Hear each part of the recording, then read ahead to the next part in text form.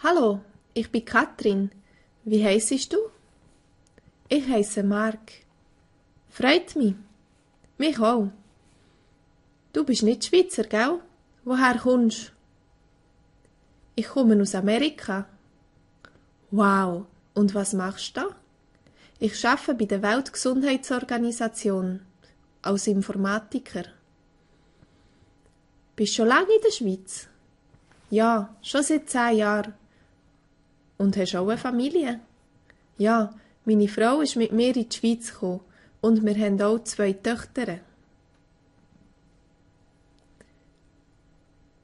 Du hören und wiederholen bitte. Hallo, ich bin Katrin.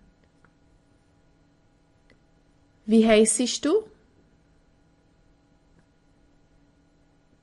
Ich heisse Mark. Freut mich. Mich auch. Du bist nicht Schweizer, gell? Woher kommst? Ich komme aus Amerika. Wow, und was machst du da? Ich arbeite bei der Weltgesundheitsorganisation als Informatiker.